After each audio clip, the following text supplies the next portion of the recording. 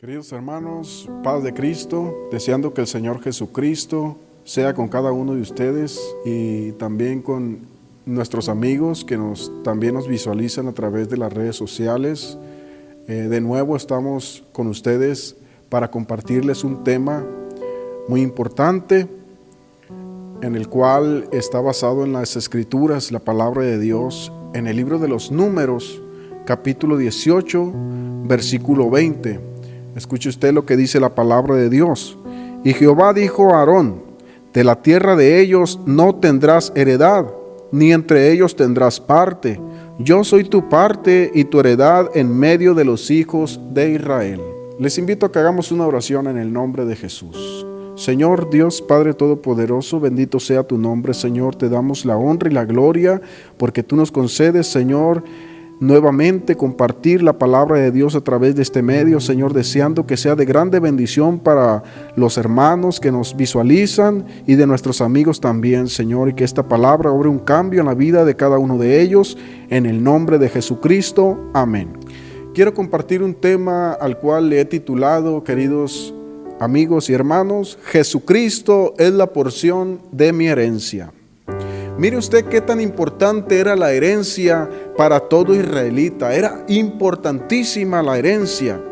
Y tomar la tierra prometida era el cumplimiento del pacto de Dios dado a Abraham, Isaac y Jacob. Toda la tierra fue repartida entre las tribus, excepto una tribu que no recibió herencia. Esos son los levitas. Esos eran los levitas, y la herencia iba de los padres hacia los hijos. Solamente se podía perder la herencia por problemas económicos, pero a los 50 años, esta familia que había perdido las tierras, la herencia, podía recuperarla en el año del jubileo. Se tenía que devolver toda la tierra a la familia que le pertenecía, aunque ésta haya tenido que venderla por problemas económicos. Ahora imagínese cuál sería la reacción de Aarón cuando el Señor le dijo que no tendría herencia entre sus hermanos. Ahora bien, cuando Josué empezó a repartir las tierras prometidas, la primer tribu que recibió herencia fue la tribu de Rubén y la tribu de Gad, que eran las más grandes. Dios estaba llevando a los israelitas a una tierra que fluye leche y miel. Pero Dios tenía algo mucho mejor para los levitas. Él mismo sería su heredad. La tribu de Leví vino del tercer hijo de Jacob con Lea. Ahora la palabra Leví significa unido, significa sujetado, juntado, adherido, pegado a Dios. Lea le puso ese nombre porque dijo: esta vez mi marido se unirá a mí, según Génesis 29:34, pues dice la palabra de Dios que ellos tenían problemas maritales. Así que este hijo para Lea era la esperanza para ella de conseguir la unión de su marido, ya que era su tercer hijo. Así también, hermanos, los levitas tenían que estar unidos a Dios, porque esa era la esperanza de unir al pueblo con Dios. La unión de la tribu de Leví representaba la cercanía que tenían con Dios a través de la administración en el templo, donde podían tener acceso a la presencia de Dios. Qué hermosas, hermanos, esas palabras. Qué hermosas son esas palabras del Señor. No vas a heredar nada, Leví, de la tierra, porque yo soy tu herencia. Y es que los levitas no tenían heredad en la tierra, pero recibían los diezmos. Ellos no vivirían para poseer tierras. Ellos deberían de tener una total dependencia de Dios para sostener a sus familias. Y la parte de Aarón fue la mejor porción. Hermanos, la mejor porción de nuestra herencia debe ser Jesucristo. Para Aarón la mejor porción que se llevó fue Jehová. Yo soy tu herencia, le dijo el Señor. No tendrás herencia entre tus hermanos. Yo soy tu herencia. Y para nosotros, queridos hermanos, la mejor herencia debe ser Jesucristo. Dios promete recompensar a todos, hermanos, los que le sirven con fidelidad. Mientras viva el Señor Jesucristo, es mi porción. Aún en la muerte me llevaré lo mejor, la mejor herencia, Jesucristo. Él es mi parte, Él es mi porción, Él es la porción de mi herencia. Los levitas eran los encargados de ministrar los sacrificios en el templo. Ellos fueron escogidos desde un principio por Dios para hacer los diferentes sacrificios que el pueblo debía presentar ante Dios. Y mire usted, ¿dónde vivían los levitas? Los levitas vivían alrededor del tabernáculo. Eran los que estaban más cerca de la presencia de Dios. Qué hermoso, qué maravilloso, hermano, estar cerca de Dios, vivir en su presencia, anhelar esa presencia. Los levitas eran los primeros que entraban al tabernáculo, eran los primeros en adorar. Hermano, qué hermosa bendición ser los primeros en asistir a la iglesia, en asistir al templo, en estar en las cosas de Dios, en estar en la presencia de Dios. Qué hermosa bendición, hermano. Esa es la parte que Dios nos ha dado. Esa es la parte que nos toca a nosotros. Los levitas vivían alrededor del tabernáculo, que eran los que estaban más cerca de la presencia de Dios. Y esto, hermano, también nos enseña que nuestras vidas deben estar cerca de su presencia y deben de girar en torno a la presencia de Dios. Esto también, hermanos, representa el tabernáculo, porque el tabernáculo representa a Jesucristo. Él nos escogió, por lo tanto debemos de vivir solamente para Él. En cambio, por su servicio, las familias de la nación les entregaban una 10ª parte. A cambio del servicio que ofrecían a Dios, toda la familia le entregaban un 10% de las cosechas de los animales que nacían. Una 10ª parte de ganancia para el sustento de ellos. Mire usted que los miembros de la familia de Leví dependían de la fidelidad del pueblo. Qué tan fiel era el pueblo, pues ellos tenían que depender del resto de la nación, que ellos fueran obedientes a la palabra de Dios. Y sin duda alguna también necesitaban demostrar confianza en el medio que Dios había establecido para cuidar esa tribu de Leví. Ahora, hermanos, trasladando aquella misma situación de los antiguos sacerdotes a nuestros tiempos actuales, creemos, hermanos, fielmente que los creyentes deben hacerse cargo del mantenimiento económico de sus pastores o líderes espirituales que les proporcionan el alimento, el consuelo y el apoyo espiritual. El trabajo que hacían los levitas en la tienda era similar al de la mayoría de los israelitas. Ellos tenían que levantar el tabernáculo, tenían que moverlo, tenían que establecer el campamento, encender el fuego, lavar las cortinas, sacrificar animales y procesar el grano, entre otras cosas. Y mire usted lo que dice la palabra de Dios. A las demás tribus les heredó tierras, les heredó posesiones, pero a los levitas les heredó su presencia, les heredó la unción. Dice la palabra de Dios, hermano, mas vosotros tenéis la unción del Santo. Ellos eran los encargados de ayudar al pueblo a reconciliarse con Dios. Los levitas, hermanos, eran los mediadores entre los pecadores y Dios. Ahora bien, hermano, ese trabajo también lo tenemos nosotros, porque 2 Corintios capítulo 5 versículo 18 dice la palabra de Dios que Él nos dio el ministerio de la reconciliación. Ellos tenían el privilegio de enseñar, de instruir al pueblo y recibieron el mejor legado, hermano, de transmitir a sus hijos la palabra de Dios, el privilegio de servir a Dios. ¿Eres un levita? ¿Eres un levita, hermano? ¿Eres un sacerdote? El Señor te dice: yo soy tu futuro, enfócate en mí, búscame, hónrame, adórame. Yo soy la porción de tu herencia, tu parte. No necesitas más. yo soy todo lo que tú necesitas. Así como los levitas no tenían herencia en este mundo, hermano, nosotros como sacerdotes o levitas no somos de este mundo, porque nuestra ciudadanía, hermano, está en los cielos. Tampoco debemos desear las cosas pasajeras de este mundo, como los placeres, los deleites temporales que el mundo nos ofrece, porque son pasajeros. Nuestra herencia es nuestro Señor Jesucristo. Nuestra parte está en el reino de los cielos. Mas vosotros sois linaje escogido, real sacerdocio, nación santa, pueblo adquirido por Dios, para que anunciéis las virtudes de aquel que nos llamó de las tinieblas y nos trajo a su luz admirable.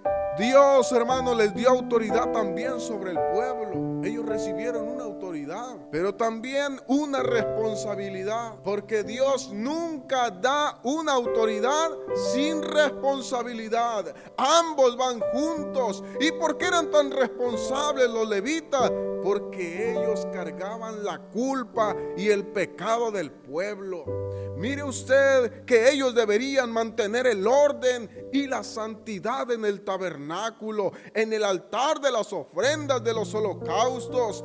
Y si no lo hacían bien, la culpa sería sobre ellos. Aarón, los sacerdotes y levitas debían de guardar cuidadosamente, celosamente, todo lo que tenía que ver con el sacerdocio. Los sacrificios, las ofrendas, el ministerio frente al altar y dentro del tabernáculo, en el lugar santo o en el lugar santísimo. Ahora, hermanos, trasladando aquello que era sombra de lo que había de venir, hermanos, el pastor y los ministros tenemos que vigilar que el altar no sea profanado. Debemos cuidar que alguien no traiga un fuego extraño al templo.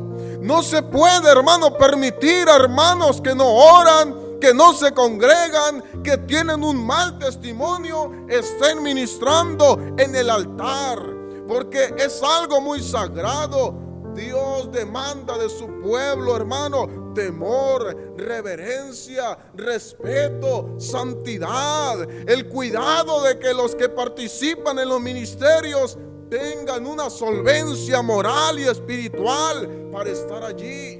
Buen testimonio, llenos del Espíritu Santo y sabiduría. Por eso el Señor señaló, hermanos, a los levitas y sacerdotes requisitos para cumplir con el sacerdocio. Y todos estos requisitos son sombra de lo que había de venir. Representan lo espiritual hasta el día de hoy. Y todo descendiente de Aarón era sometido a un examen médico para poder ejercer el ministerio. Mire usted, hermano, qué interesante, porque Dios capacitó a hombres con inteligencia para examinar a los candidatos al ministerio.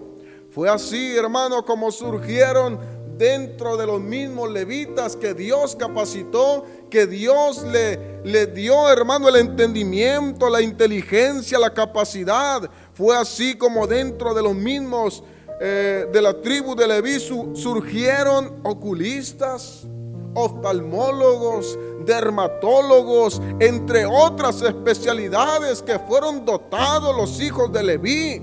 ¿Para qué? Para examinar a los candidatos al ministerio. Así que había un filtro muy riguroso que pasar. ¿Y sabe por qué era tan estricto este examen? Porque Dios quiere lo mejor. Dios quiere lo mejor de su pueblo. ¿Sabía usted que para poder servir en la policía o en el ejército tiene que tener una buena salud mental? ¿Sabía usted que tiene que tener una buena visión, además de contar con la estatura establecida? ¿Desea servir a Dios? Sométase a un examen de la vista, porque el cristiano también debe tener una buena visión espiritual. ¿Estamos calificados o estamos descalificados para ministrar? Dios demanda una buena visión de todo aquel que quiera servirle. El levita o el sacerdote, hermano, que ministraban en el altar, que pasaban por ese examen riguroso, que era examinado para poder ejercer el ministerio, mire usted, que no debería tener cataratas, no debería tener carnosidad o nube en el ojo. Todo aquel que presentara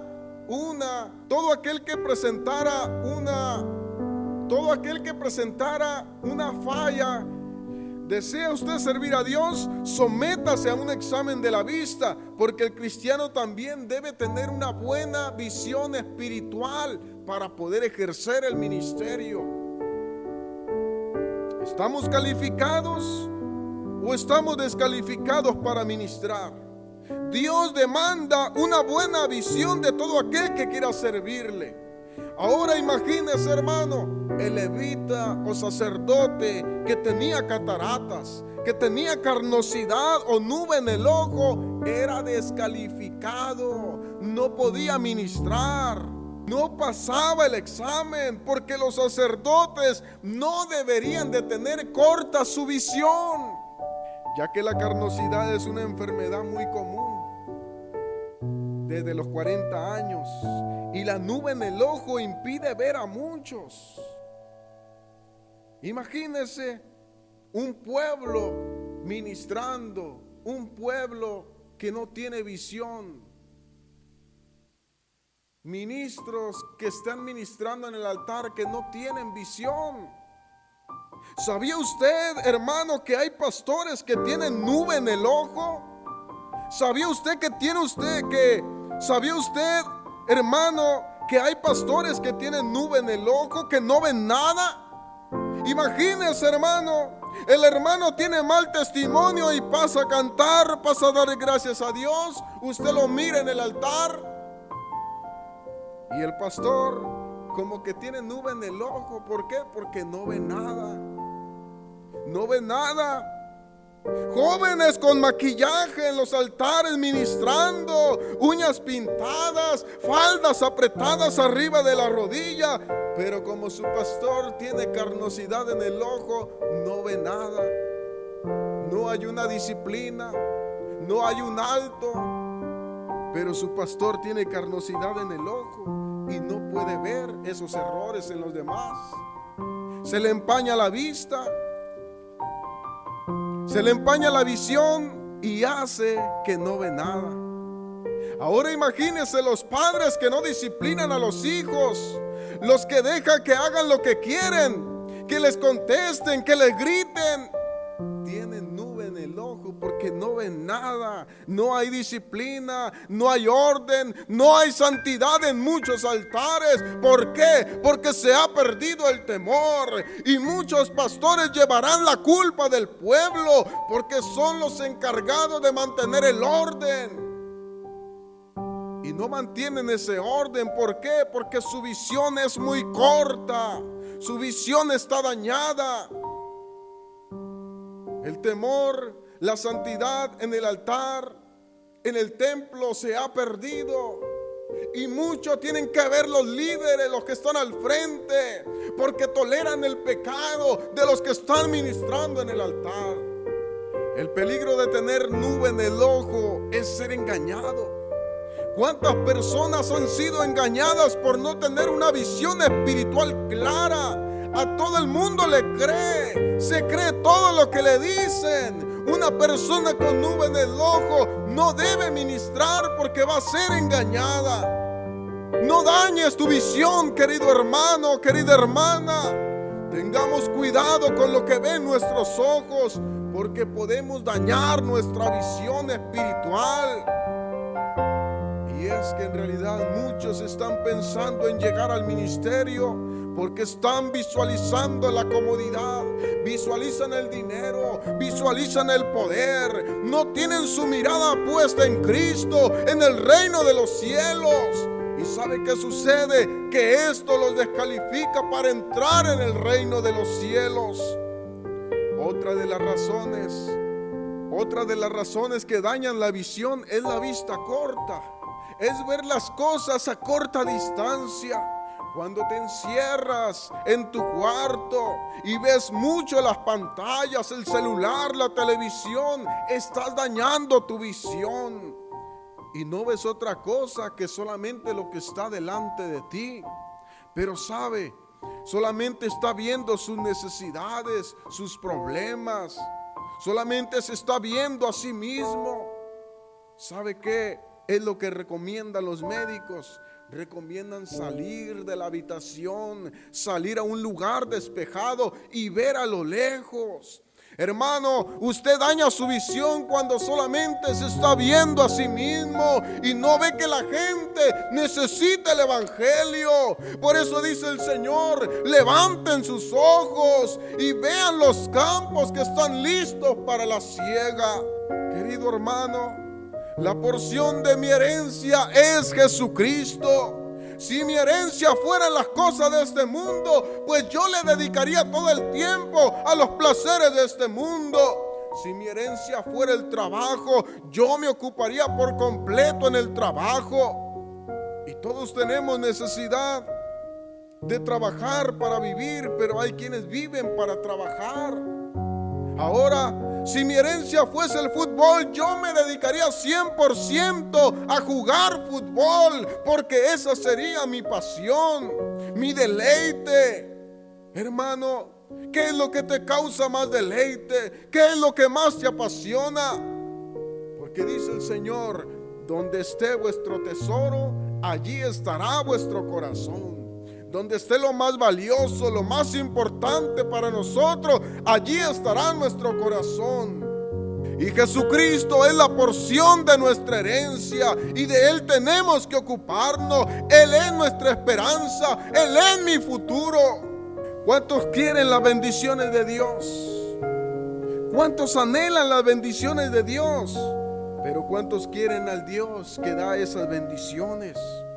¿Qué es lo que quieres del Señor? Yo lo quiero todo. Yo lo quiero a Él en mi vida, en mi hogar, en mi matrimonio, en mi trabajo, en mis sueños, en mis pensamientos. Lo quiero en mi vida porque Él es mi herencia. Los israelitas dependían de la herencia para sobrevivir. Ahora, yo sin la presencia de Dios no puedo vivir, estoy vacío, estoy muerto, porque la presencia de Dios es la que llena mi vida, es la que le da sentido a mi vida. ¿Cómo sabes, hermano? ¿Cómo estás tan seguro que el Señor es tu porción, es tu herencia? Cuando has escogido al Señor como tu porción, como tu herencia, estás desesperado por la presencia de Dios. Tienes sed de adorar, tienes sed de congregarte, tienes hambre de su palabra, tienes un deseo por compartir su palabra, un corazón apasionado que suplica más de ti, Señor. No pide más bendiciones. Señor, no te amo por lo que me das. Señor, yo te amo porque tú eres quien llena mi vida. Y para mí eso es mucho más que suficiente. Estoy completo en Él. Oh sí, Señor, Cristo Jesús, tú eres mi plenitud. Si te tengo a ti, lo tengo todo. Eres mi amado, mi tesoro. Y fuera de ti, nada deseo, Señor. Si el Señor es mi herencia, yo tengo que vivir para que Él sea glorificado. No hay mayor gozo para un hijo de Dios saber que estás haciendo sonreír a Dios, que lo estás agradando. Hónralo, exáltalo, levanta su bandera a donde quiera que vaya. No te avergüences de Él. Esta es una realidad para nosotros, que no debemos desear el ministerio como una porción más grande que los demás, ni para recibir una herencia material, sino que somos llamados para estar cerca de Él. Ocupémonos en esto y el Señor añadirá todo lo que nos pueda hacer falta. Cuando el Señor es tu porción, podrás caerte, pero Él te levantará. El enemigo te golpeará en la salud, te golpeará en el matrimonio, te golpeará en la economía, pero el enemigo estará confundido porque tú sigues adelante, porque Jesucristo es tu porción, porque el Señor es la porción de nuestra herencia. Queridos hermanos, deseamos que esta palabra sea de grande bendición para su vida. Les invitamos para que se suscriban a este canal donde estaremos compartiendo la palabra de Dios. Compartan, hermanos, el video, la predicación. Denle like a este video, pues haciéndolo nos están ayudando, están impulsando este ministerio para que la palabra siga siendo anunciada en diferentes lugares y a muchas almas pueda llegar este mensaje. Nuestro gran deseo es que el Señor les bendiga y que Dios les guarde.